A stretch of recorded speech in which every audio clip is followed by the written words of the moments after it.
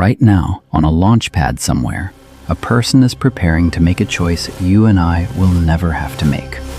They're about to strap into a rocket, knowing with mathematical certainty that they will never see this planet again. Not because the ship will fail, but because their own body is about to become a one-way door. The first human to set foot on the red planet will not come home a hero. They won't come home at all. And the reason isn't written in the stars. It's written in the 37 trillion cells that make up a single human body. Out here, there is no such thing as a small problem. An inflamed appendix, a cracked, infected tooth. On Earth, a 20-minute drive to a hospital.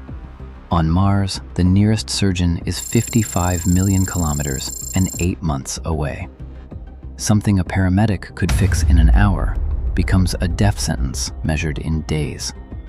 Call for help, and your voice takes more than 20 minutes just to cross the void, and 20 more to return. 40 minutes for a single, "Are you okay?" By the time the answer arrives, the emergency is already history. But distance isn't what kills them. Something quieter is already at work, rewriting them from the inside, one cell at a time. And it cannot be undone, because your body isn't simply in this world. It was built by it. 4 billion years of gravity, of sunlight softened by a sky, of an invisible magnetic shield you have never once felt protecting you. Take all of that away, and the body doesn't adapt. It unravels. We reached the moon in 3 days and called it the greatest journey in human history. Mars is a different order of distance entirely.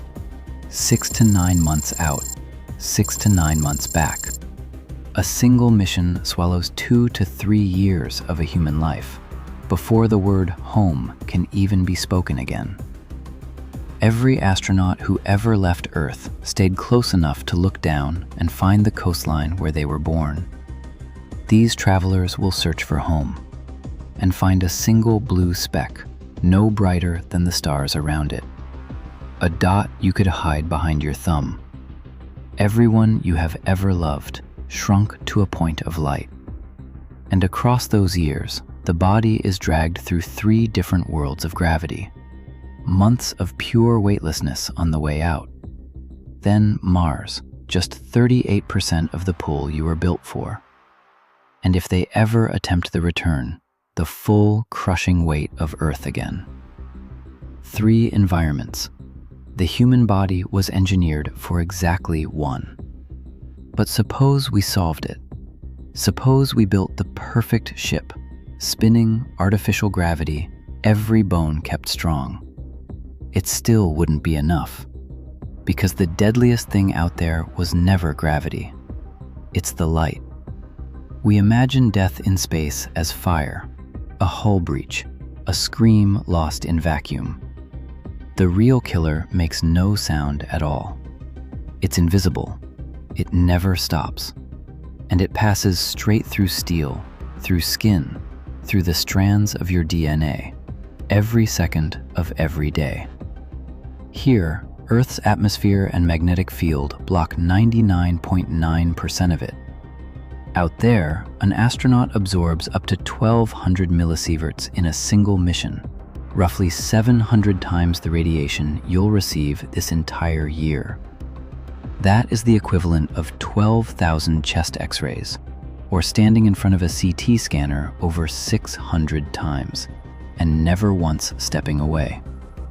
And radiation doesn't just damage the body, it rewrites it. Every heavy particle that tears through you can snap the code that decides who you are. The risk of cancer climbs.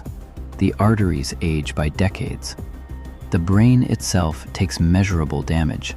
Memory, focus, the ability to decide, slipping quietly and permanently. Space isn't only trying to kill you, it's trying to turn you into someone else. And this is only the first domino. And none of this is theory. We have already watched it happen. Astronauts who spent just 6 months in orbit, a stone's throw from home, rescue only minutes away, came back so broken they had to be lifted from their capsules. Grown men and women, unable to stand, unable to walk. And that was the gentle version. Because gravity was never just holding you down. It was holding you together. Every step you take is a message to your bones. Stay strong. You are still needed. Remove that message, and the body begins, very quietly, to take itself apart. In weightlessness, the skeleton loses as much as 3% of its mass every single month. Not in a year, a month. 6 months in, nearly a fifth is gone. After 2 years, more than half. Picture a fresh green branch. It bends, it holds, it fights back. Now picture dry, hollow driftwood that crumbles the instant your hand closes around it. That is what becomes of a human hip, a human spine. A 30-year-old could step off that ship with the skeleton of a 90-year-old. The very bones they need to stand on Earth turned to chalk. The muscles disappeared just as fast, another 3% a month. The legs, the back, the core, everything that holds a human upright. Astronauts home from orbit describe the humiliation of it. Defeated by a single flight of stairs, their own legs suddenly strangers. And the most loyal muscle of all begins to give up too. On Earth, your heart fights gravity every second of your life, pushing blood upward against the pull. In space, that fight simply ends. So the heart does what any unused muscle does. It shrinks, up to a fifth of its mass, gone. The blood itself thins by another fifth. A heart quietly downsizing for a world that barely pulls at all. Now ask that shrunken heart to fight Earth's gravity again. It can't. The blood drains from the head. The world narrows to a dark tunnel. Astronauts faint simply trying to stand. After 2 years, the heart has forgotten Earth entirely. It has become the pump of another planet, and it will never remember how to come home. And suppose somehow the body survives all of it. There is one more thing space comes for, and it leaves no scar. The mind. 8 months sealed inside a can smaller than your bathroom. The same 3 faces, the same hum in the walls, and beyond the glass, nothing. No horizon, no morning, no end. And through that window, home. Not a world anymore. A pale blue dot you could blot out with a fingertip. Every war, every song, every person who has ever lived, everyone you love, pressed into a single grain of light, growing dimmer, every single day. The mind was never built for this. Sleep falls apart. Focus dissolves. In the silence, small frustrations swell into something darker. And there is no door to step through, no sky to walk beneath. Just you, the void, and the slow, patient erosion of everything that made you feel human. This is the trap no engineer can escape. After 2 years, brittle bones, a shrunken heart, a mind worn to its edge, standing up in full Earth gravity wouldn't just hurt. The bones could fracture under their own weight. The heart could fail on the very first attempt. The body hasn't been weakened. It has been rebuilt for somewhere else. And then comes the thought that changes everything. Stay long enough, and a child is born out there. A child whose bones grow soft in 1/3 gravity, who runs and laughs and never once falls the way we fall.